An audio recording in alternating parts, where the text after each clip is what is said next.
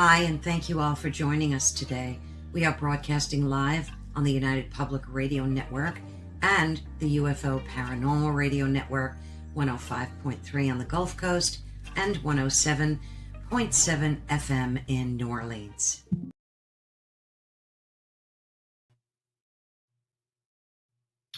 Hello, everyone. I hope everyone is doing well today. Thank you so much for joining us. And just a little heads up, on Thursdays, we have our live show at 5 p.m. Eastern Standard Time. And then at Friday, we have a pre-recorded show, which airs on all the same platforms and, of course, on the network as well. But that is for folks that either can't make it to the live, or if we've scheduled them way out in advance. So this is just another way for folks to be able to chat with you and get their message out there. So again, welcome to Ethereal Encounters Unveiled. And just to reiterate, we're broadcasting on the United Public Radio Network and the UFO Paranormal Radio Network, which is 105.3 on the Gulf Coast and 107 FM in New Orleans. Please be sure to leave any comments, questions that you might have in any of the platforms that you're in, and we will make sure that they do get answered. Today, we have the distinct pleasure of speaking with George H. Lewis, and I had him on my show about 2 years ago, and he's such a profound artist, philosopher, astrologer, and sound healer, and I'm so excited to be able to have the privilege to welcome him back again. He's done paintings for sultans and had inspiring and continues to have inspiring discussions all over social media and as well as the United Nations. George's journey is as unique as his insights. And today, our conversation is going to delve into a topic that is and does profoundly shape his work and his vision for humanity. And that is the Aquarian age and its spiritual implications. So we're going to explore this era and what it truly means on us for all of our personal and collective consciousness and how it's shaping us spiritually as well. So I'm going to bring George out here now. George. Hello. Good to have you. It's really nice to be back on your show. It's very nice to see you, Carol Ann. Thank you. Thank you. Of course, I follow you all over social media. Your voice is so impactful in the community, and I adore the work that you're doing. So just to reiterate, I gave a little bit of background, but I'm going to let you take the stage for a minute or two. And for those folks that don't know who you are, I'd like you to give some of your background. And of course, we'll have your social media links blasted all over the place as well. So if you could do us the honor and tell folks who you are, that would be great. Well, it's very nice to be here and to meet you. My name is George H. Lewis. I do many things, but really sound frequency, astrology, the esoteric arts is really what actually drives me. Because whether it's astrology, whether it's tarot, sound therapy, all forms of music, it allows us to reconnect to the divine, to the source, to the Godhead, and I think the healing arts are a very important aspect of our divine creation as a human being. It's these qualities in the human have been very much suppressed in civilization, and there's now an opportunity as we shift ages for them to be rediscovered. I think in some ways our world at the moment right now, we're talking in 2025, is almost mostly about remembrance. We're trying to remember who we were. That's a big galactic conversation as well. So much of our true history has been deliberately kept from us. And in this age of Aquarius in which we're entering, it is a rediscovery. It's a rediscovery of the self, not the inverted selfish self, but the age of the creative self. In a way, the language of astrology for me is very powerful. We've lived in a world where Saturn has really been in control for a long time, and there's obviously parallels between Satan and Saturn. And Saturn is antipathetic to creativity. It limits creativity, where Uranus is in contrast, pure creativity. And you see that in the myth, of course, with Saturn castrating his father Uranus, or Kronos in Greek.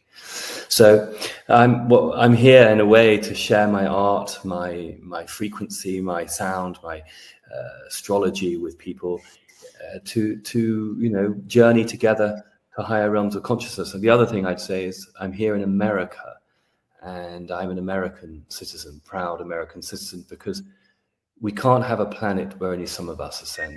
It's a planetary, we the people, it's consciousness.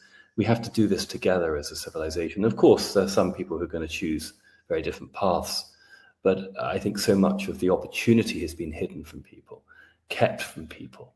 And I think the more we can disclose, the more we can allow us to understand that the water wasn't always impure, the food wasn't always impure.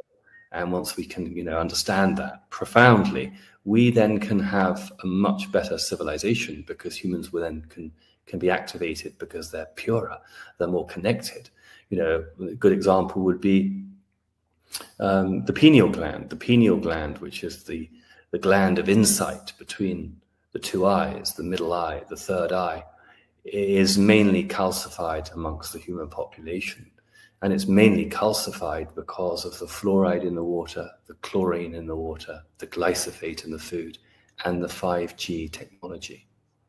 And so we're all in this together. And of course, some people will see it more conspiratorial. Yes, the men behind the scenes, the shadow government planning on the one hand, and others will just see it as unconscious end game. Well, it's a bit of both. And it just has to be, we really must move out of those darker, restricted experiences, because no one benefits, no human being benefits. We're only operating at 20-30% capacity. Actually, I think we're probably operating at much less than that, but that's God. Yeah. Do you think, and there's been a lot of talk about this, and I struggle with it myself, do you think that there are demonic forces suppressing and oppressing us humans on this planet, and that they're not even human, they're actually demonic? And a lot of people that I've been interviewing and talking to, and good scholarly authorities have been doing a lot of research on this topic, and they convinced. 100%. I mean, for me, I'm always going to quote the great Carl Jung at the last stages of his life, when he was asked, do you believe in God? And he looked at you and said, believe? No, I know God. I would say my response to that is, I know that's the case. I know, look, we live in polarity consciousness. If we live in polarity consciousness and there is a God, there's also the opposite, the devil. And we have to be actively, consciously choosing. See, the human population has been fed a pack of lies as far as believing that the devil doesn't really exist. Yes. And we've been very clever part of the secularization of the Western world, the globe, and also the sort of the mission creep of the New Age movement is in some ways, the devil was something of the medieval period. The devil was something from the past. It doesn't really exist. It's in the mind. No, there are demonic attachments to many entities. I mean, I've even experienced that myself. I've seen certain people utterly possessed, and I would say, and I know that's low grade, chicken feed compared to what certain other people, friends of friends, who are in higher echelons and who've got more direct experience with off-planet and military and black ops situations. No, I mean, it's absolutely the possession. I mean, the people making the decisions on our planet largely are part of a death cult. They are anti-human. It just is what it is. That should not be controversial when chemtrails are sprayed, the water supply is polluted, glyphosate being poured into lakes sometimes just randomly. I mean, the list is so vast, and it's only people. The people who are going to deny that are just MK Ultra living in absolute mind control. I believe so. They want to keep us sick, angry, and ignorant. I mean, I think that's probably part of it. And the other disturbing thing I've been hearing, and then we're going to get into the Aquarian age, but I've been hearing that a lot of the orbs and ETs we're seeing are also illusionary in terms of their appearance, that a lot of them are demonic tricksters, wanting us to like worship them and welcome them. And have you heard, or what are your beliefs on the whole ET thing? I mean, you're in an area right now that's known for sightings, and a lot of ET experiencers go there purposefully to experience this. Kind of worries me. Yeah, I mean, I've in my personal journey, I'm getting into a position where I'm radically accepting where I am at this time. My incarnation has never really, in some ways, made sense. In other sense, it does make sense here now. I just have to accept that it's going to be very Neptunian at the moment. Mm-hmm. And we can get into the conjunction of Saturn and Neptune. It's why I really think people should know a little bit about astrology, because it really makes sense once you understand with the Saturn-Neptune conjunction and what the implications for that are. And I can get into that a bit later. But to answer about the galactic, and in some ways, you see, it's connected to the Nephilim as well. Right. And the fallen angels and the manipulation. I mean, Laura Eisenhower speaks very interestingly on this subject. And then, of course, it makes me think also of, you've got the Bible, but what about the Apocrypha and the Book of Enoch, which was removed from the Bible because it was too dangerous. Not because it was actually just heretical. It was because it was inaccurate, and not because it was inaccurate. It was because it was far too revealing. And I think, part of our journey now is to reintegrate some of the hidden history, the hidden knowledge, into the common lexicon, for we the people over a period of time to digest. I mean, I tend to look at my languaging is the timeline shifted in 2016 with the election of Donald J. Trump. Now, I believe that's connected to 2012. What do I mean by that? I also believe that Trump is an archetype, like we all play a role in dismantling the old system. And we're in the middle of that dismantlement, and it looks very peculiar at times. And at times it's very hard when you see, for example, that crazy him saying about the Epstein files. But I have a sense, and this is just my intuition, that this is to force we the people into action, to demand it. So there aren't any party political affiliations any longer. This is the smashing of a system. So we have to follow that Uranian thread through of literally, it's beyond our capability of understanding as human beings. We're so ingrained into the Labour, Conservative, Democrat, Republican nonsense that the whole thing has to be smashed. But to get back to your point on the UFOs, I think it's a mixture. Sometimes it's going to be real, sometimes it's going to be fake. And only you, as the interlocutor, as the one experiencing, has to do your own due diligence in your heart. I can't sit here and say, oh, that's real, that's not, because I wasn't there. And I don't have that, I don't want that responsibility. I don't know. And if I started to talk about things I don't know, I'm going right back into the matrix. Right. That's absolutely, because then my ego is taking over. No, how do I find my freedom? Is I look you in the eye, look your listeners' eyes. Oh, I can talk on that. You've asked me a question. Oh, I don't know about that, Carol Ann. Oh no, but I'm going to try and find out the truth, because it's truth that motivates me in this journey. That's so well said. And I think it's important for folks to use their discernment when they're seeing these orbs, and having these interactions, to be able to use your own, like you said, intuition and discernment. That's such a great way to approach it. Can I share, actually, yes, I've never shared this before, share a story on me and orbs. I did a number of spiritual retreats in Europe last year. I did 7, actually. It was quite an intense year. And I did a couple in Portugal.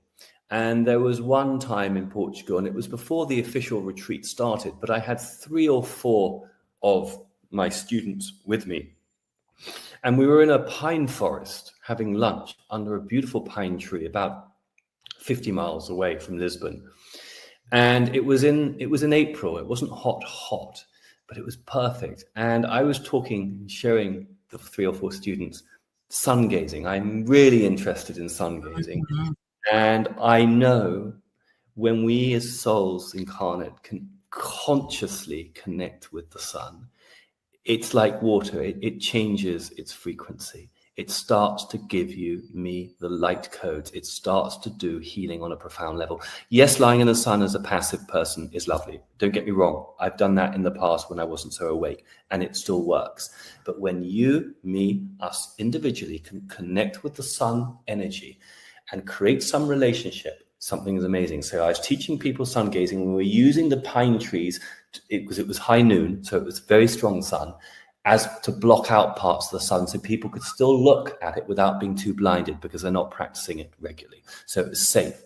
After 10 minutes of us doing the sun gazing, all of us started to see 5 or 6 orbs, and they ranged in color. They started with the lower chakra colors of the reds and the oranges and the yellows, and eventually a number of orbs came in which were absolutely remarkable purples and electric blues.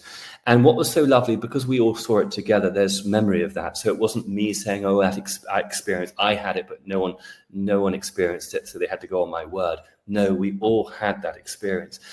I don't know how to interpret it. Well, I've got my own interpretations, but these things are going to start to appear much more to all of us as we get to this age. The veil is thinning between what we consider to be 3D reality and 4 or 5D density. The different realms, the different frequencies we're beginning to play the cosmic flute a little bit better.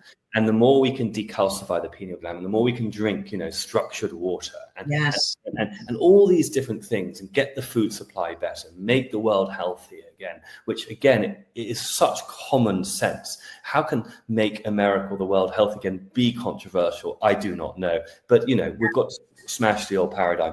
And then we're going to start to interact with orbs, with the elementals, because really the orbs, in my mind, and my understanding, they're part of the elemental frequencies of our planet. And I come from Cornwall, England, and that's, yes, the place of King Arthur, but it's also the place of gnomes and fairies. And what does that mean? It means so many different things to different people. It doesn't really matter, but the sense of other forms of life. We once had giants upon the planet. Well, we also have tiny creatures. I've actually seen a tiny little mischievous dwarf at a friend's house who puts out food for him. It's a little man, and he's in the 4th dimension, but sometimes I can get to see him. And people might think I'm bonkers, but that's okay. But I don't care. Right. Hey, that was your experience. No, I totally believe you. I was fortunate enough to catch 2 orbs on one of my video cameras. Oh, you see? Yeah. I keep it on my desktop because I watch it almost every day. And it was a magical experience for me because I've never caught anything like that before. So, it's great when you can catch it on video as well. So yeah, no, it is magical, and I love connecting to it. It's great. I also think, my sense is these orbs, these experiences are happening when we polish our aura, when we're tuning our frequency, when we're open to it. Because in a way, we raise our frequency, I don't know whether they lower theirs to meet, but there has to be some congruence of harmonic meeting. And I can just speak from my experience. The few times I've had non-terrestrial experiences, and I've only ever had a few in this body, in this incarnation so far to my memory, they happened when I was miraculously able to really shift into a higher heart-centric experience, where really I had some form of kundalini or Christed grace awakening. Mm-hmm. Yes, beautiful.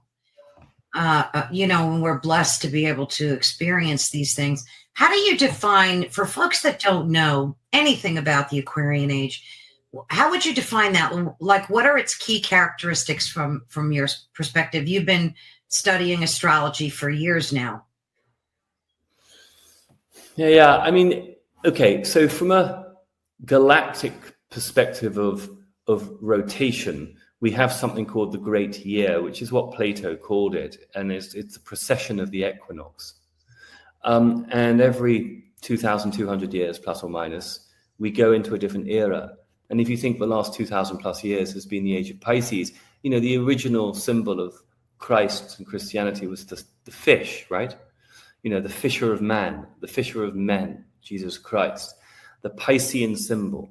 And Pisces got off to a great start vibrationally from the little we really understand of history, because history really was written and has been distorted. It's just truth, and we have to uncover, and it's going to take many decades, but it's happening. The Piscean age was about us connecting to the Godhead, to the psyche, the soul, the psyche, and through Christianity. And unfortunately, it got distorted along the way, and it became a psyche manipulation. So now we're moving out of the age of Pisces, we're going to the age of Aquarius. The age of Aquarius is masculine rather than feminine. It's Mercury is rules Aquarius, it's exalted in Aquarius. I think the thing about the Aquarian age is it's a celebration of the individual within the collective. And it's really the individual coming back into the ability within the biological human and not allowing the technological to totally dominate, because the shadow sign of Aquarius is technocracy. The shadow side of the age of Aquarius is homoborg genetic, which means man becoming machine, the merging, the hybridization. And I do feel very clearly at this timeline, there is a very clear split between two factions in humanity. And the first is the ones who want to reconnect to the divine source, which has been suppressed through the biological light codes, through the connection with the sun, through the nature with Gaia and Mother Earth, and through really good food, and using technologies to augment and support our biological divine inheritance on the one hand. The second, Peter Thiel and others, and much of Silicon Valley, from what I understand, are very much pushing towards a transhuman agenda, where humans get merged into and basically moved away from their biological center into something very transhuman, homoborg genesis. And I know where I am coming down on, because that synthetic approach is only going to solve things by distorting the human field, and ultimately it's anti-soul. But that's the thing, you see, it doesn't understand, or it seeks to deny or suppress the soul. And so the journey of evolution is actually much suppressed. And those people choosing the transhuman may not be able to get out of the cycle, the loop, for many, many thousands of years. And that's beyond my understanding, because I can't say how long it would take. Because if you start then merging with a machine, where does the soul go if it's gone in that body? I mean, it's beyond my understanding. I think, I've left my body a few times in this life, not fully through death, but I have, and it's painful. The soul is in the body until we choose to go on. And I think having that intrinsic faith, and that's what the Christed message is about. That's what the mystical messages of the great ascended masters are about. So I think I'm very much going to encourage humans to reconnect with their divine inheritance. Do you think that we can adapt, as you said, technology and use it in our journey and not let it make us transhuman? And, because you see what Elon's doing, and that scares me. Yeah, it doesn't resonate with me. I mean, Elon Musk is a very interesting archetype and character. I mean, I am aware, and I have been aware for a long time now, certainly a decade, of the amazing ability for human beings and for technology to create body doubles, prosthetics, and in particular clones. And so, let's take, for example, I saw at least four Bidens characters in the last 4 or 5 years. And the original Biden was definitely not there. And they even had one that was like 7 feet tall. Precisely. And so with Elon Musk, I've seen a few iterations. And, without going the whole way down, having this conversation, I've also seen 2 iterations, minimum 2 of President Trump too. So, this is across the board, and this is where it gets very complex. And again, I'm asking questions. I'm not making statements here, because, I'm not in a position of authority to say anything definitively when it comes to this, because I'm not in those cloning systems where I understand it conceptually, but I haven't been part of any of those operations where I have firsthand experience. But I have a very keen eye. I'm an artist, and for me, I really notice things, and I notice things when they're not biological. It's really interesting. I've trained my eye throughout this life to see, and I, very rarely can I be hoodwinked. Sometimes, but when I'm in the flesh, I can't be hoodwinked. But watching something on camera, that's where it's hard for all of us. When we see something on camera, we're seeing it not in 3D, we're seeing it in 2D. So it's very hard to be able to read it. And the technology's got very, very good. But with Musk, I'm going back to your question on the technology. I think I just have a lot of faith that we are, as a civilization, rising up, starting to question many things. Let's take the chemtrails, the DARPA crazy manipulation through manipulation of the weather and cloud seeding. The more human beings wake up to that, the more we will protest, and then eventually stuff will be done.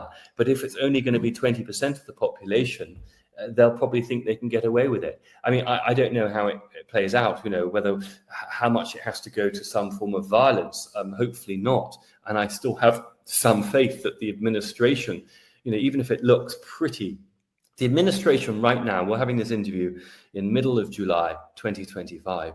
Right now, it's not an easy time to look in the eye of each other and say, wow, the administration is doing amazing things, because we are in a war. We're in a covert, think Sun Tzu, art of war, strategic offensive here.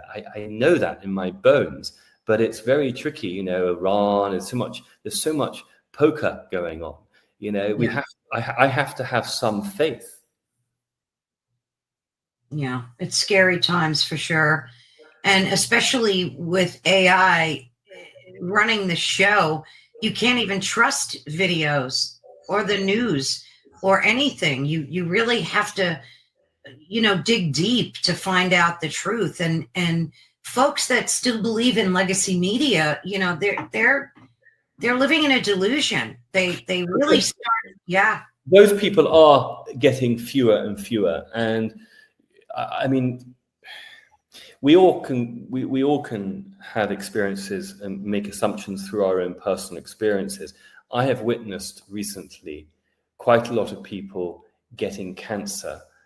Yes. Because, not just because they took a lot of the jabs, but because they're fixed in their belief system of the old Saturnian world. And for me, that's what makes me so sad, is why they can't release through the ego, release the clinging on to the old. And that's as I speak now as a spiritual sound healer, as someone who is absolutely passionate on we, the people, rising to our capacity, to our potentiality.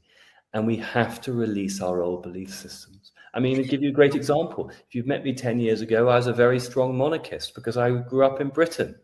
And it doesn't make me anti the individuals now. The system doesn't serve the people. And that's my journey. There are many things I thought back then and I don't think now. Again, I find that's freedom. That's very freeing, because I'm in evolution. I'm in movement. It's kinetic. And as a result, I can adapt. Talking to you, you're going to share something new. Oh my gosh, that's interesting. I might integrate that. And that becomes part of my life. That's very freeing, because it's like we're rolling down civilization together, creating it anew. Absolutely. That's because we're not afraid of change. I think a lot of people are petrified of change, and they just are stuck in their own cognitive biases, and they just refuse to let go of their old belief systems. And the ego, of course, is a huge part of that. What astrological, or like what indicators point to this transition? Is it something that is it something? Yeah, go ahead. I mean, it's very interesting, because every single one of the outer planets has changed signs in the last few months. Wow. And yeah, it's unusual, but it's all happened like this. I mean, like Pluto earlier this year moved into Aquarius for the first time in 240 plus years. The Saturn-Neptune conjunction in Aries on the 0-1 degree axis, that's the first 1 degree, the first 2 degrees of Aries. That conjunction hasn't happened for over 12,000 years. Wow. And so you're beginning to see, we're talking massive civilizational. Look, cosmology, astrology is a cosmic clock. And that's why I like it. And I like mundane astrology. Mundane means world in Latin. I do mundane astrology. I look at the charts of the United States, of Great Britain, of Russia. I'll look at charts of corporations. I'll look at, I'm very interested in the flow of, the king or the queen's chart, or, the Chinese emperor's chart. It's very fascinating to see how power comes together and then it goes. And we're coming out of the age of Pisces into the age of Aquarius. And what makes this particular time now actually makes me very positive is every single one of the outer planets is in what's called a trine or a sextile. And so we're not dealing with the old squares so much, which normally create wars, conflict, disasters. So it's not that we're not going to have some, but I don't believe we're in for a world cataclysm, like some people think. I don't believe that the Bible is actually, and this is controversial, I don't believe the Bible in that sense is telling the real truth. I think the Bible has been very cleverly, it's got a lot of truths in it, but the Christ figure himself has been watered down and made more patriarchal and controlling through the system that we call the church. It doesn't matter the Vatican of the past or the Church of England or the great Presbyterian churches in America. We've seen the power play out, and it's corrupt. What we have to do is reintegrate the Christed energy into our heart. It's an inner journey this time, and the planets support that journey. So in sum, what I would say is when we see the chaos out there, we have to go inside. We have to go as in inside ourselves. We have to go and plant the vegetables. We have to get good on the land. We have to get barefoot on the ground. We have to create a well. We have to get the structured water. It's forcing us to be human again because we gave power away for so long. Yes, it was taken away from us, absolutely. But we also allowed it to be taken away because we didn't ask questions. And yes, the dark side got very powerful after the sinking of the Titanic. With the introduction of the Federal Reserve and the whole history, that's a whole other conversation. And I'm very fascinated by the historical narrative, the real history. I mean, as an amateur historian, it rivets me. But where now the timeline's changing, and it doesn't matter whether it's one individual or not. We are moving towards a new earth. We are moving towards higher realms of consciousness. I mean, I was just doing a healing with one of my dear friends. She's a well-known healer in Connecticut. And we healed 12 autistic adults the other day through sound and language activation. And it's very intense because these are adults. Some of these are very big, strong men. But they have a connection to source in a way that we don't understand. And yes, much of it's vaccine damage, not all, but it's like when we start to use sound and we start to use frequency, it's amazing to watch them almost connect to the divine. They calm down. It's true for all of us. We've got to start to use these tools again to allow our activation to come back online. Yeah, you've seen the telepathy tapes. Yep. People are truly connected, gifted individuals. That must have been fascinating for you to work with them too. Wow.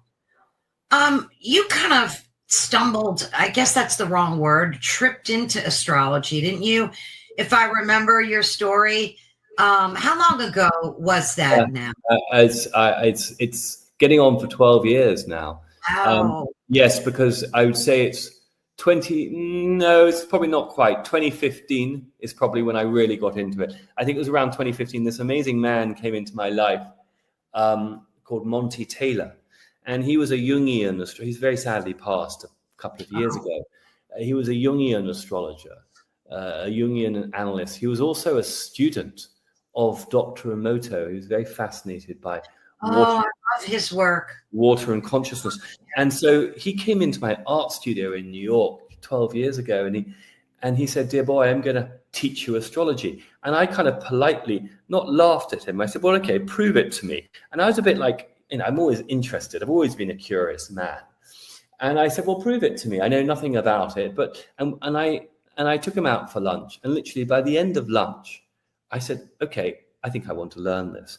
And he started to mentor me. And I would see him 2 or 3 times a week, solidly for about a year, maybe a year and a half. And I remember it was about 18 months in, he said to me, I can't teach you anymore. You know more than I do. Off you go. And I never saw him again. It was the most bizarre thing. And actually, I almost cried at that. I felt very, I was very, not hurt, but I look back on it and he said, no, that was his soul contract to trigger in me the memory, because he did say this, and it's totally true. And I've got goosebumps when I share this with you, is it came in very fast, the astrology for me. And it came in fast because I knew that language from a previous time. I speak for all of us. It doesn't matter whether it's playing tennis or playing the piano. We all have certain memories. And I think part of this journey now is remembrance for so much of us. We've all lived as a zombified version of ourselves. I mean, I speak for myself totally. Yeah, so true. So true.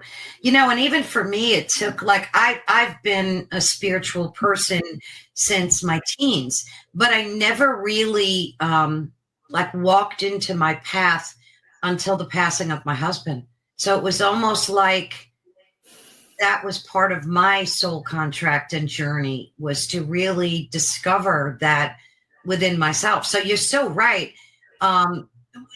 Explain to us, because I think a lot of the population looks at their daily astrological chart for the day. Like, I'm a Pisces, and you'd go and read, it's here's your chart for the day, or how connected to that is real astrology? Is that just fake news? So here's what I will say to everyone listening on who is interested in this. The sun sign is the start, of course. And, the sun sign, because the sun represents our conscious sense of self. The sun, and I work a lot with solar energy, it's primary. It's the alpha and the omega in our existence. Absolutely. And, we could have another conversation about the false matrix of the moon another time. The sun's really important, but the moon has an important part on it. And the moon is the intuitive, the subconscious sense of self, where the sun is active, masculine, conscious sense of self. Let's learn the big 3. So what I mean by that is, when we're interested in astrology, the sun sign's not enough. Start at least with the big 3. What do I mean? Sun, moon, and rising or ascendant. This rising and the ascendant is the same thing. And that allows you a little bit more of what I call a flavor. Because, for example, I have a sun in Aries, but I also have 3 planets in Pisces. And I know I'm a real mixture of the 2. And there are going to be times when I'm going to be, I'm going to try and imitate it now. Well, I am now an Aries. This is the vision here. I'm really about freedom. Come on, Carol Ann, we've got to journey into that, okay? The Piscean, I'm talking archetypally here, would be softer, more reflective, more poetic, more artistic, perhaps more musical. And the point is, we're all a mixture. And of course, someone's going to have Taurus. The archetype of the Taurus is going to be steady, it's fixed earth. They're going to take time to make a decision. But when they commit to it, they're in it. And then Gemini, again, is very different. It's going to be quite quick. It's ruled by Mercury. They may have 2 opinions at the same time. They may even hold 3 opinions. They may not want to have one fixed opinion. Cancer is going to be very much, because it's the pericardium, about the heart and feeling and the emotions, the waters, the connections. Look, we haven't got time to go through it. These are powerful archetypes. And so when we learn the astrology, just knowing the sun sign, it's an entry point, but that's it. We've got to go a little deeper. So even if you don't want to learn the whole thing of astrology, learn the big 3, the sun, the moon, and the ascendant, because the ascendant is what the world sees you as. So, for example, I have a Leo ascendant. So, Leo can be quite positive, quite optimistic, can be quite childlike, can be a decent leader when it's activated correctly. It can be quite tyrannical when it's not. The point is, we play with these archetypes, and at the end of the day, we are all of the archetypes. We just have predispositions towards some rather than others, depending on our soul contract. Oh, I love that explanation. So how does the Aquarian age influence our Mm. collective consciousness? And we see a lot of people going through these awakenings, and it's all over social media. People are truly waking up. Is that part and parcel to the Aquarian influence, that it facilitates this higher state of consciousness in us? Is that why we're seeing this awakening happening? Yeah, I think there are a number of things going on. We Oh, are you just moving. cut out. Can you hear me now? Hello? Hello, hello? There you go. You're back Oh, on. Okay, I'm go sorry. ahead. That's There are a number of things going on here. I think we're moving through a different part of the galaxy. It happens like clockwork. When we come out of one age, we enter a new, and there are different, if you like, photonic protocols coming in, streams of consciousness. Many people talk about the sun flares, the X flares, yeah. and the corona and the sunspots. It's all connected. I mean, the aurora borealis. I mean, at the end of the day, some of it is manipulated technology, absolutely, the energy weapons, but a lot of it is also, we are in a place of ascension. We're coming out of a more limited era of limited era of consciousness, and we're about in the middle of opening into a greater expansion of consciousness. There are problems on the way, of course. There are challenges, I should say, and that is, we mustn't sell our soul. We must embody ourselves in order to take the technology. So you brought up a subject very important a moment ago, which I didn't really get a chance to address because I went off on a tangent, which I tend to do.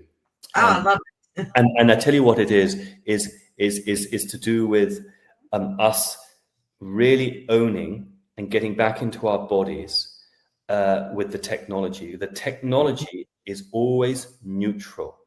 It reflects the person, the entities that built the technology. So when the technologies are built by slightly strange, normally men out of big tech companies in Northern California and or secret operations hidden in Area 51 and where humans have no real connection to it, it's going to have very different energies and frequencies to technologies that's built within an open system and a human system where we all create in different ways and we can test them and we can see there's much more transparency.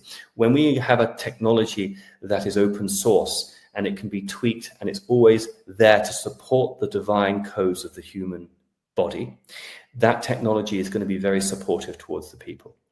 The opposite, obviously, has been the case until relatively recently. So we have to be very focused on making sure that the technology is really supporting the journey of the human being. And that's where I'm really strict on. And so if I sense a technology isn't, and it takes us out of the landscape, out of our bodies, that is not something I'm interested in. That's just my choice. I do feel some people are going to go down a transhuman route. I do, on this planet. And I think that's okay. But as long as those people don't stop the people like myself and whoever chooses to stay more in the divine human frequencies, I think then it's fine. Yeah. The thing that worries me is AI. Do you think there's ever a chance? Well, it worries everyone. And we're getting warned about it constantly. When Elon's been warning about that himself, about AI taking over humanity and becoming out of control. What are your worries about artificial intelligence? Do you have any? And do you think that it could actually become conscious? Could we create a consciousness without even realizing it in AI?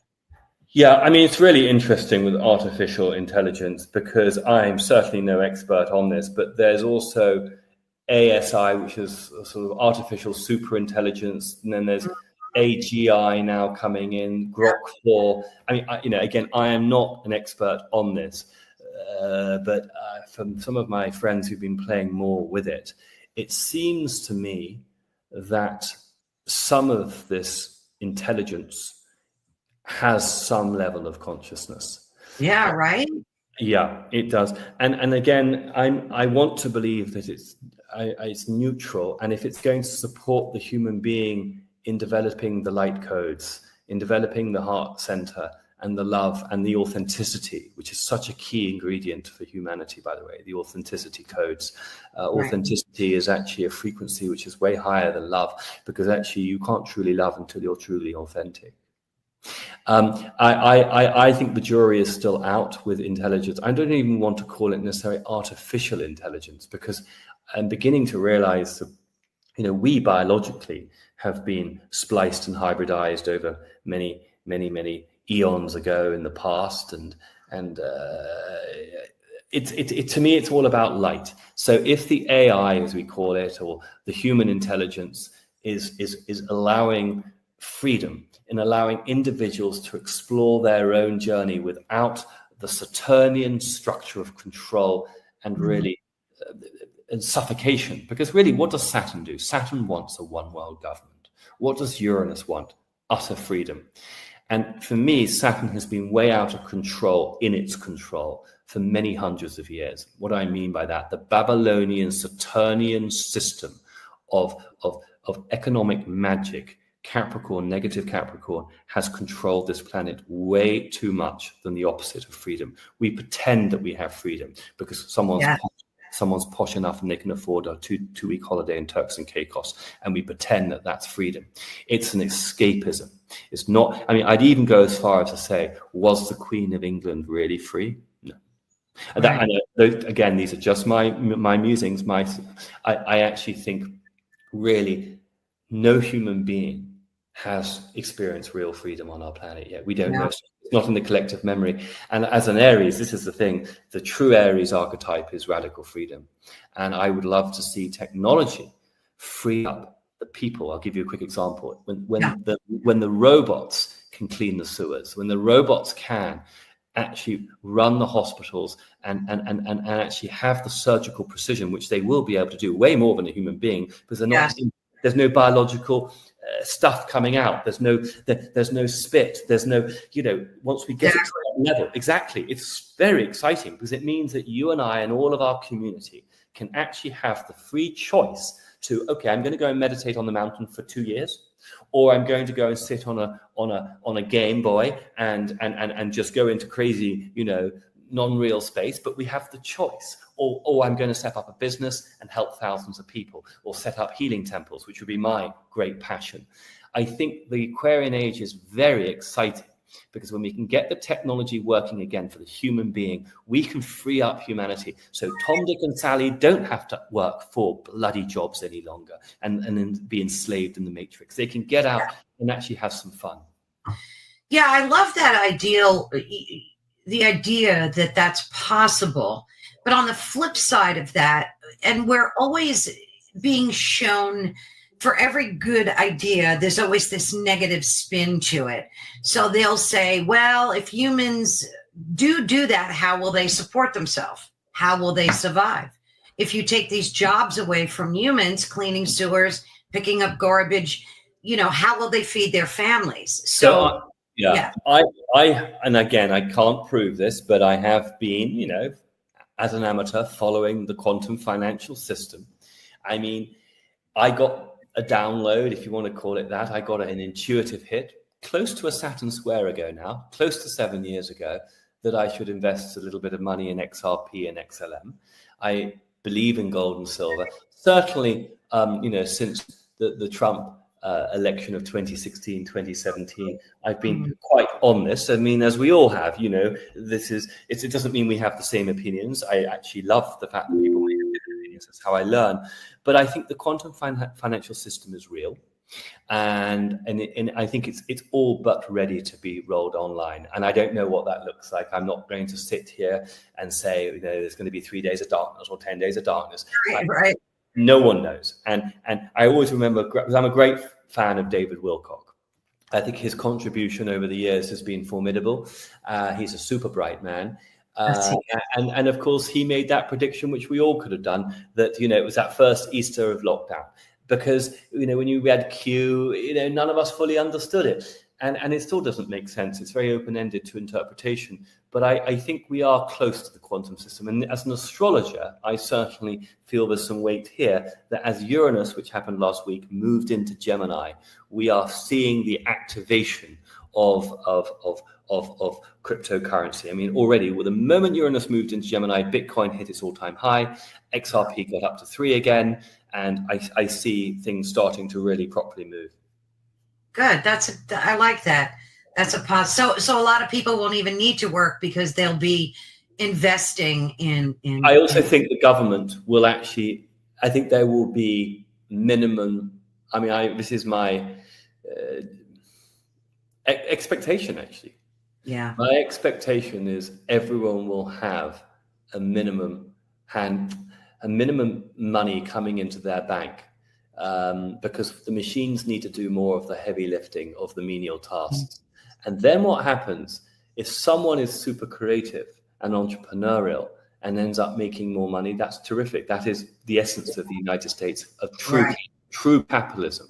But what I've never liked about, we haven't had true capitalism in this country of ours, the United States, certainly since 1913, but really since 1871. Yes, 1871, when the United States was turned into a corporation by the European banks, and the Rothschilds and all that. I think it's really important for us to understand that we haven't had freedom. We haven't had economic freedom. People have all been enslaved to greater or lesser extent, depending.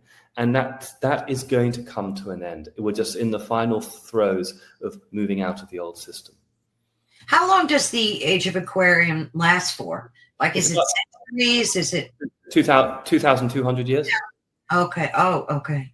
So this is a long, expansive. And then what comes after that? Well, it goes back the procession. So we'll end up going into the age of Capricorn. So we'll have the age of Aquarius for the next 2,000 plus years, then the age of Capricorn, then the age of Sagittarius, then the age of Scorpio. Cycle through. Yes, but I also feel it's almost like a helix. It's a spiral, and not always do we spiral into higher realms of consciousness. I believe we actually were in a downward spiral for a number of hundreds of years. I mean, I'm learning, as we all are, a little bit more about Tartaria. Yeah, and it is fascinating with the great exhibitions and how they told us this lie that they were just put up there as temporary exhibits, where actually those were ancient buildings across the world. It was an ancient civilization. Yes, Atlantis, Lemuria, but Tartaria is much more recent. I mean, it's mind blowing. It's actually staggering. It's unbelievable, literally unbelievable. It's on ancient maps. It was an actual real place. So yeah, it's pretty mind blowing. A lot of people are feeling overwhelmed, anxious amid these rapid changes associated with this time. So what tangible, like spiritual advice and practices would you offer them for, like, to ground them so that they're not, because with this awakening comes a lot of anxiety and trepidation. So what recommendations other than meditation, because I think a lot of people have turned to meditation too. So this is a great question, and I love sharing stuff like this because, the healing arts has always been really my greatest passion, and I would surround myself with very amazing doctors. And Saturn in Aries, Saturn is structure, and Aries is fire. New understanding, new beginnings when it comes to sun gazing. Sun gazing has been practiced for thousands and thousands of years. And if obviously you Google sun gazing, it's going to tell you, because it's manipulated, that looking into the sun for 2 minutes will make you go blind for the rest of your life. Yeah. I've been doing it for 5 years now. Yeah. And it creates a euphoric state. And the brain, the brain doesn't release the right ingredients when you wear sunglasses. I haven't worn sunglasses, and I have blue eyes. I haven't worn sunglasses for over 5 years. Now, there are times if I'm on the snow and it's very glary, I will dim it a little. Absolutely. Yeah. You're fishing or something and you need the anti-glare. Okay. Right. But you cannot activate and make vitamin D and A if you wear sunglasses. It's been done very deliberately. They use fashion. They use negative Venus. And here's the thing. When you sun gaze, you make dopamine. you make serotonin. Melatonin and melanin is also produced. It is, if you know, we all get depressed. I may have knowledge on a lot of this, and I am naturally a very positive, glass half full person. It's been supremely challenging for me the last few years. I mean, my daughter hasn't spoken to me for many years now because of my position on all this stuff. Her mother is not well, and they've gone down a very different route. It's heartbreaking for me, that. Yes. And I know that story, although it's unique to me, is the same story for everyone writ large. Everyone's got their own version of that story. Exactly. Yeah. The sun activates every part of our cellular body because we are cells. We're piezoelectric charge. So when you're barefoot on the ground, you're pulling up charge from Mother Nature, and then you're activating the sun. Now, there are a number of areas where the sun really does penetrate the body incredibly well. The primary is through the eyes, to go to create the vitamin D, and the vitamin A is produced. So that's where the dopamine and serotonin is released. The other is the palms and the feet, and the other is actually the bottom. And this is the interesting thing. It's, sunbathing sometimes, for 5-10 minutes, naked sunbathing can actually really help. And I say this, for example, to women, and it's always tricky because, you're dealing with societal norms here, societal restrictions. And I respect that we live how we live. A man can go bare chested, and it's possible to get the sun on the heart chakra. I say to the women, please find some place and time, even if you gather with a few other women, get some sun only for 5 or 10 minutes onto your heart chakra, and you tell me what the difference is going to be. Yeah. So that's a big thing I'd say to people, because it's going to feel immediate. And especially when you're conscious, when you're actually saying, okay, I'm actually sitting and I'm having a relationship with the sun. I'm not just sitting here passively, which is also good. And you start to become more conscious about what we're doing. And then the other thing would be the grounding and stretching in the salt water. We are saline creatures. We have a piezoelectric charge. We're a battery. We don't have enough salt sometimes in our diet because we sweat it out. We don't have enough minerals because the water is depleted. We don't have enough salts. And so somehow getting the Celtic sea salt in, or mixing it with some nice minerals into this, especially when you're sweating, and getting barefoot into the sea, swimming in the ocean, makes a big difference. It's so interesting how we were told to avoid everything that is really good for us. It's so maniacal, and you can see that it's done intentionally. You can. And here's the thing is, there's no race here, that some of us have realized this faster than others. And of course, you've got the David Icks and the Alex Colliers who've been at this for decades and decades and decades, and that's terrific. And they've led the way. But I think the thing is we have to be kind on ourselves and each other. And then once we've discovered it, it's actually very simple, because it is a total inversion. And yes, once you get over the grief and the anger, then it's very easy to understand actually what's good for you. Because if mainstream legacy media is saying left, you just go right. It's a rule of thumb, and it's actually rather liberating. If they say bad sun, bad, get in the sun. If they say, I'd be worried if they started saying, oh, get in the sun. I'd start thinking, my God, have I got this right? So when you're doing sun gazing, do you do it with your eyes open, obviously, right? I do, but I've done it for a long time now. Now, I tend to do it with my eyes open the first hour of sunrise and the last hour before sunset. Okay. Now, in the middle of the day, I will use a tree and a branch and get the sun slightly blocked and then play with that sunlight. Now, I took some people up to the Canadian border for the full eclipse last year, April 2024, when we had the solar eclipse, which was the completion of the 2016 X across the United States. Magical, of course, and I love talking about that. And I had some special types of rocks we were looking through, and I did a protocol just before the full eclipse with my eyes, and I flashed them like this, and I stared directly at the sun, and then stared at it as it came back on after the eclipse. And my whole eyesight went 20/20 vision, and it's been very good ever since. What? Yep. That's remarkable. That's really incredible.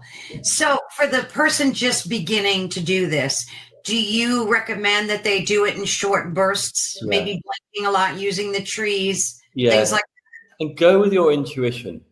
Don't be fearful. Go with your intuition and feel what it feels like. And I sometimes, I don't know if you can see, I sometimes blink a lot to flood the energy in, as the sun is quite low, and I blink it and it feels good. And if I stare at it and it feels a little strong, I'll then calm it down. I'll shut the eyes. You're in control. You're the captain of the ship. So feel it, intuit, get back into your heart center. The sun is there to support you. Yeah. Yeah. Do you think the sun is a lot closer than we're told? Yeah. Because I've heard that. Here's the thing I would say. I and my flat earth friends get slightly annoyed by me because I don't get annoyed by them, because I'm an astrologer and I believe in planets. But I think there's certain truths to flat earth, meaning I don't believe in flat earth, but we haven't been told the truth. Antarctica, the firmament, what does it mean? I mean, planets could be energy points in the firmament. I'm okay with that. The point is they do carry a frequency. That I'd say I'm quite professional in. I understand the Martial frequency, the Venusian frequency, the Saturnian frequency. Whether they're stuck in the firmament and there's something beyond our understanding, to me, it doesn't really matter. We're in this journey of rediscovery of self and our wonderful planet. I think the planet's a lot larger than we've been told, actually. That's what I feel. Yeah, I agree. And there's this whole Antarctica thing too. I mean, who knows what goes on there? It's crazy. Who knows? But it's also exciting. And I think what I want to leave a lot of your listeners with is the sense of the puer aeternus, the excitement to discover at this time. If we went back to our lovely grandparents' generation, they didn't have the ability to be excited the way that we do now. Yes, it's more scary in some ways, although I think the First and Second World War was pretty calamitous. I mean, those were artificially created wars, and they destroyed generations deliberately. Here we are now. We're not going into Third World War.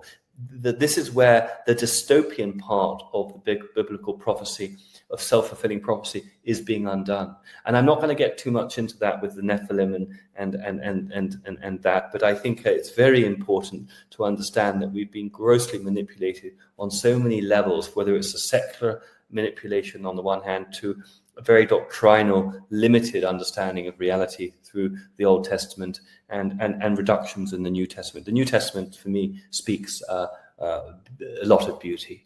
The Old Testament, I think we have to be very careful with, because there's so much has been taken out. Oh, yeah. And I think there's very heavy lifting. And I say this, I'm up in New York, and I have one of my dear friends. She's Jewish, Ashkenazi, mentor of mine, and she's an amazing lady. And she's the one who's pushing me to really question much of the Old Testament. And we've all been manipulated. The Christians have some heavy lifting. The Jews have some heavy lifting with the Khazarian infiltration. Oh, yeah. The Muslims have some heavy lifting. Well, this is where it is we the people. We are in this together, and no one is getting off. And the ones who are getting off are exiting. That's what I mean. The ones who are not wanting to do the heavy lifting, they are exiting. They're choosing 5 vaccines. They're choosing to drink the crap water. And of course, there's sympathy, because a lot of Tom, Dick, and Sallys have no idea, and they're still drinking crap water. And they have no access to good. My heart goes out, and that's why I try and share what I share to get to raise. And of course, if money comes in, we'll set up healing temples. Many of us, you'll be doing something. Sally will be doing something. There can be things popping up all over the world. It's wonderful. But we are in this weird liminal space as we're moving out of one civilization into the new. It doesn't happen overnight. And it's chaotic, but it is also exciting, because we can become the creators of our universe, of our world. And it's about relationships. It always was. So we have to get back on the land. We have to create these relationships like we're doing now. We build up trust. This is our second interview. It builds on something. That's how relationships work. It's authentic. Yeah, it's getting, it's stopping this censorship dead in its tracks by having these types of conversations. And that is like so important. That to me is like the crux of everything, to stop these globalists from destroying humanity. Do you think that they're, and as much as you want to remain positive, you have to talk about the darkness, because in it, you find the truth of, and that's the path towards enlightenment too. So knowing your enemy, knowing who's out there trying to hurt you and destroy you is just as important as discovering the light within yourself too. Absolutely.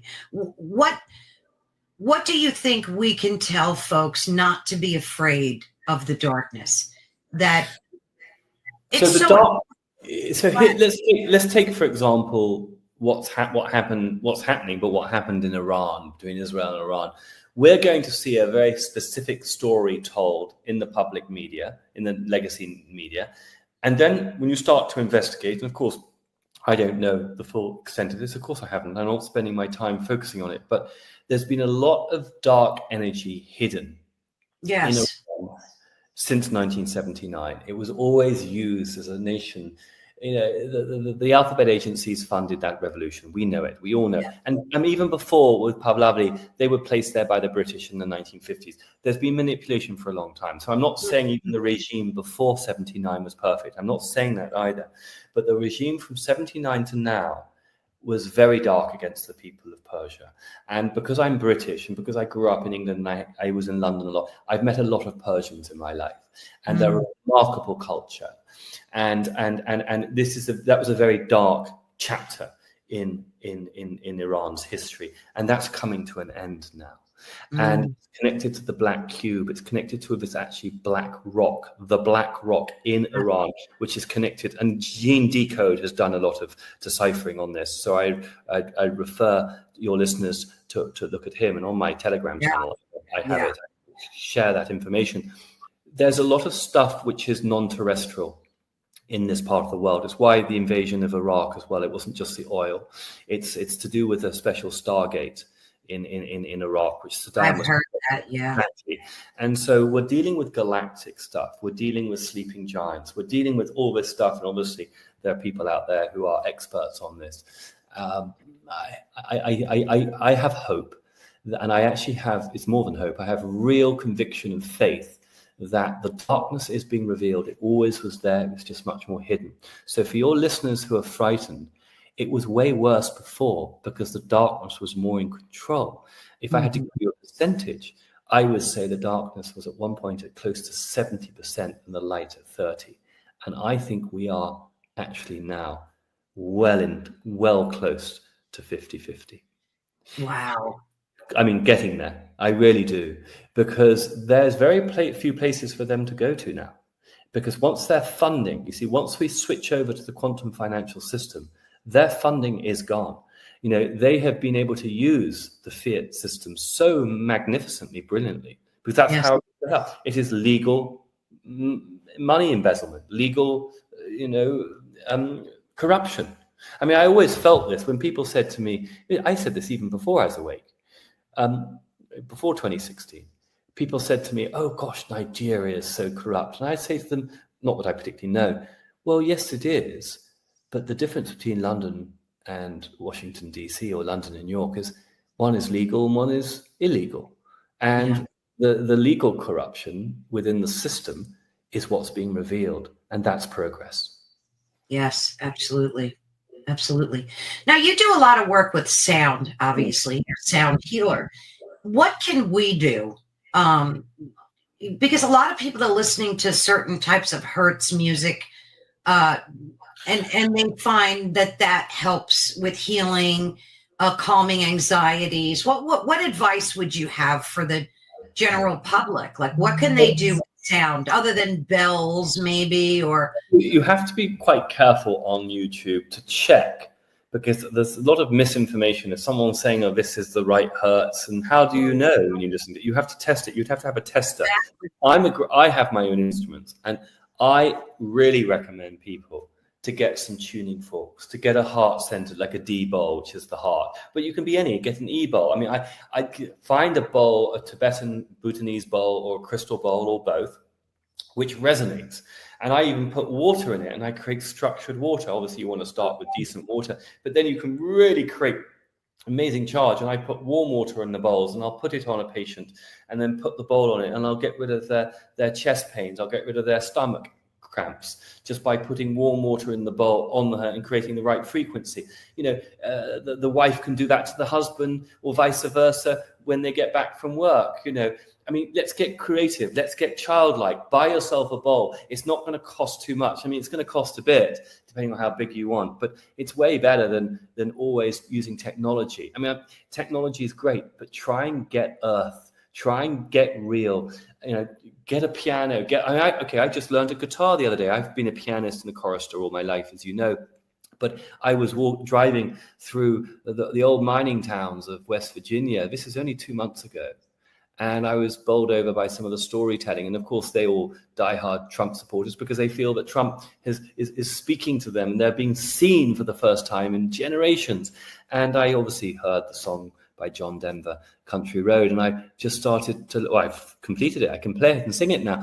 And how rewarding is that? It's very therapeutic, because for me, it speaks to the American zeitgeist of, we're coming back to the people, we the people. So that's what fuels me, is even if I sound strange with this British accent, I care profoundly for the planet to ascend together. I'm truly a Republican, not a monarchist, because I just don't believe in those ancient hierarchies. They're from a different era, and there's no blame. It's just we're now in the age of Aquarius, where the pyramid is collapsed and it's more circular, it's more interdependent, co-creative, bi-directional. So back to the bowls. Go out to a shop, buy a musical instrument, have some fun. Don't worry about being perfect. You don't have to go to Harvard or Oxford to learn this stuff. Music is in our natural DNA for all of us. And get a bowl and start strumming and start toning. Hold a note. Feel it resonate in the body. Take the codes down. To the heart. And suddenly your molecular structure has changed. The blood contents is revitalized. You start to feel different. Oh, I love that. That sounded beautiful too, by the way. A lot of people have been discovering that they're speaking this light language. Oh, yes. What's happening with that? It's like a new discovery. It's kind of like tongues, I guess, if you want to equate it to that. What's your take on the whole light language thing? Yeah, no, it's very fascinating. Well, actually, I can relate to that. I'm still a little shy speak, because I do sometimes. Yeah. It's interesting. I don't talk about it much. I took a group of students with a friend of mine, Nada, to the pyramids of Bosnia last year, and it was terrific. And I actually had a non-terrestrial experience in the pyramid with a 12-year-old girl. That's not the story, but my friend Nada, she sung twice to the group in light language, and it was just magnificent. What it is codes, and it's light language because it's sounds, but it's not a language like Italian or Chinese or Russian or English. It's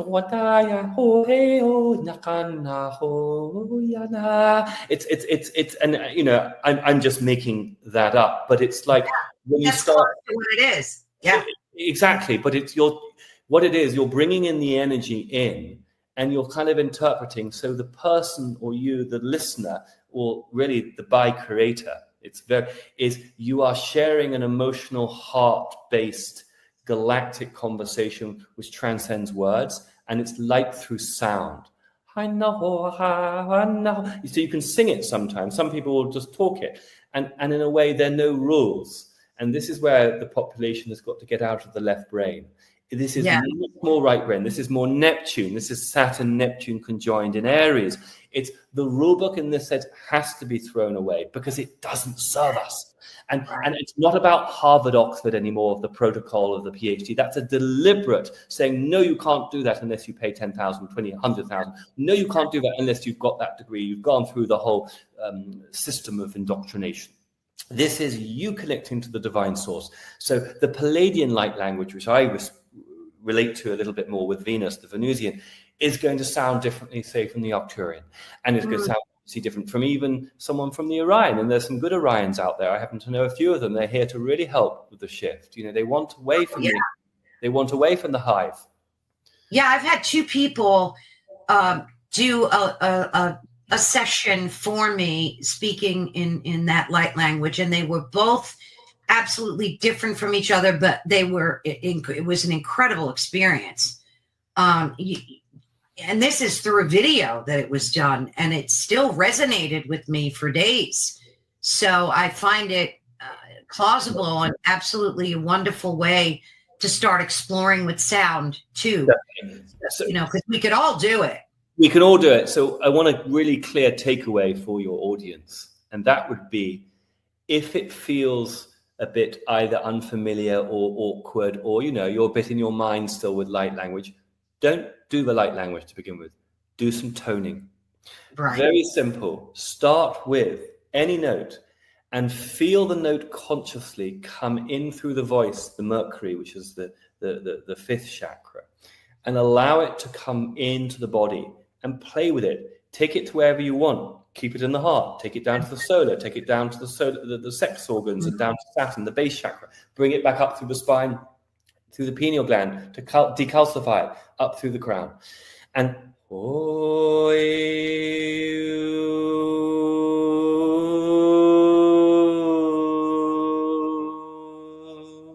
And as you visualize, if you shut your eyes, you can actually visualize the frequency coming in and out. And as you start to visualize it, some of you will see colors because you'll be more clairvoyant. Some of you more clairaudient, and you'll hear things. You'll get a code. You'll hear. Some of you will be more claircognizant. You'll get suddenly something will just come into you innately. Some of you may be clairsentient, and those are the four clairs, and we are all of them. But some of us tend to have more predispositions to some rather than the others. So start playing with the toning. That's what I'd say. And then once you start adapting to that with tuning forks and stuff, then you start getting some different information, and just be childlike. That's the key. Wonderful. Now, when you do sound healing and you do it through technology, does it resonate the same way for folks as opposed to when you're in a room with someone? Does it still have the same benefits? So I'm going to still answer it very honestly as far as I feel at the moment. I am told by people that it does work just as well when they do it through on WhatsApp or FaceTime, not on Zoom for me, but I personally still prefer to do it in person. Yeah. But that's my natural default. I like the human experience, and I'm always going to say that. It's like painting classes. I still haven't done a painting class. I get asked the whole time to teach online. I probably will one day. But I love doing it, in a studio together, out there painting the landscape. Right.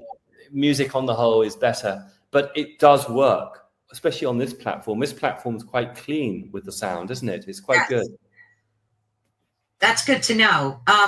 What are you working on? I mean, I'm gonna show folks some of your website, because I just painted Donald Trump, actually, the archetype of. Oh, did you? Yeah.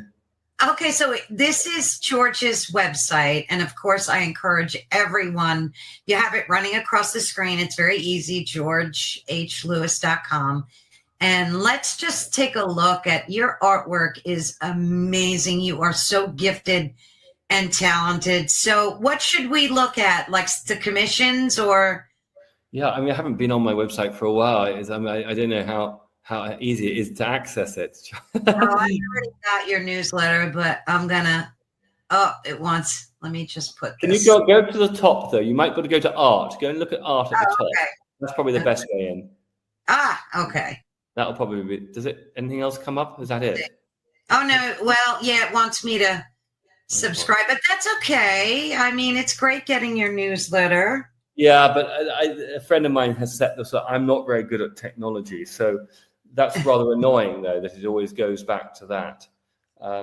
You should be able to look at the link. Yeah, there should be an X so that you can X out of it. Well, anyway, go to the prints. Go to the prints. I wonder whether long. Oh, prints. Okay. Oh, wow. That's Donald Trump. This was something you painted, obviously, and now you sell prints of these. Now you have Donald Trump. Where is he? That other one, I haven't put it on yet. I mean, I'm not going to sell it quite yet, but the top one, that one, yes, that's Donald Trump crossing the Delaware. Wow. Oh, I loved a little astrological symbol you have. This is beautiful. Oh my goodness. Your artwork is, and you're also an amazing musician as well. So you have some products on here for folks. Yeah. And can people schedule like a session with you here as well, or how do they do that? The best way is just to email me at georgehLewis@me.com, georgehLewis@me.com, or through the website, and I can schedule private readings for them. Wonderful. So what is, I would love to do that myself. What does that entail? Like, just give us a quick rundown of what a reading would be like. So I like to look at your soul contract. So the most important thing is to really understand the soul contract through the natal chart. So your natal chart tells you the core ingredients of who you are, where the strengths and weaknesses are, what you're here to learn. And of course, we have freedom as to how we're going to express that soul contract. You know, every zodiac sign has an utterly Christ expression, and every zodiac sign has an utterly demonic expression, depending on how we choose to vibrate it. But the soul contract gives you the nuts and bolts, the essence of, you know, your Jupiter's in that sign. You're going to be strong at that. You're going to be a bit challenged in that. How do you work through that in order to maximize your ability on this planet of ours? And you can see with the transits. So, for example, Uranus has just moved into Gemini. So wherever Gemini is in your chart, Uranus means there's something new that's going to happen. You know, if you've got Uranus on the ascendant, you're going to have a new defining of yourself. You're going to start wearing new clothes. People are going to start to see you differently. You're going to probably, you know, do something very different in your life. If you've got Uranus in the 4th house, you're going to move home. You know, if you've got Uranus in the 7th house, a new relationship's probably coming in. So is this something that, like, someone sends you their birth date, time of birth, and then you email it back to them, or how does that work? No, I don't like that. I'm very oral. So people come for me for 60 to 70-minute session, and we talk, and they ask me, I'll give you an example. It's very interesting. Yesterday, I read for a lady, and I'm not going to say the name of the company, but she was a Cancer sign. And I suddenly looked at her, I said, are you working with water and salt or something to do with water and salt? And she said, yes. And she owns one of the most famous salt companies in the world. And she's very spiritual. Oh my God. And so it's like, you can start to see things. I see the archetypes come alive sometimes. And you know, she's in something new's coming into her life. She's bringing some more spirituality into what she's doing in a big way, manifesting it, and she's probably going to be building healing temples and stuff and supporting people. So it's like very fascinating with Uranus, the new coming into her career, you know. So do you like prep the chart and then have the meeting? Oh, that sounds great. And it's 60 to 70 minutes typically. Yeah. And they could schedule that just by emailing you, right? And and I do tarot as well. Oh, is that new? Is that something? I've always done it. I don't lead with it. It's I've always done it and I love it. I'm very visual. I mean, I'm creating my own tarot deck. I mean, that picture you just put. I was going to say your deck would be outstanding. It'll probably be all like original artwork too, right? It's all original. When you do that, I'm going to have to buy a deck. I mean, there's no ifs, ands, or buts. That's going to be outstanding. So what are you working on right now? Are you creating any? I know you do a lot of, you belong to a lot of different groups and you partake in so many different events, and like, what's happening now in your life? I mean, I'm still quite nomadic. I mean, the dream would be, you know, eventually to find someone who can support in building a healing center, a healing temple, as I call it. Oh, yeah. And it would be my prototype, because I've got some amazing bowls, amazing gongs. I'm going to be building church bells, because when I was a child, I used to put the boys in church bells and gong them, and everyone would say more, more, more. And I, without knowing it, we were all healing each other. And I was doing it at 8 years old. And so it's an interesting one. I think my dream would be to build a prototype healing temple at some point in the next month, a year or so. But up until that time, I'm hosting retreats in Europe. I've got a lovely 2 retreats in Greece at the end of September, early October. I think there's a few spots left still on that. I've got my academy. The retreats, what are they? Are they healing, healing retreats? Okay. The healing retreats, I take people to the island of Delos, where Apollo was born, next to Mykonos in Greece in the Aegean. And I do water activation, light activation. I work with a Reiki teacher. She's a Reiki master. She does amazing healing on everyone. I cap the retreats at normally 10 to 11 people, so I keep it very intimate. And it's yummy food, and people become great friends. It's almost like it's like a healers retreat. People are very high frequency, loving souls, and they come together and they become fast friends. And we do a lot of spiritual work, yoga as well. I do astrology talks, tarot readings for everyone, and I do a lot of sound therapy for everyone too. And how long are these retreats? Normally 6 days. Oh, that's good. Or 7 days. Yeah. Good. So that's what you're currently doing is a lot of these retreats, basically, where you're going around and doing the healings. That's wonderful, George. I mean, I'm still doing a lot of talks on different channels and stuff as well, which I love to share that. And then I've got my academy, the georgehlewisacademy.com, which is going very well, where I teach astrology online, alchemy, tarot, and different things. And we do, helping people get through navigate this difficult time.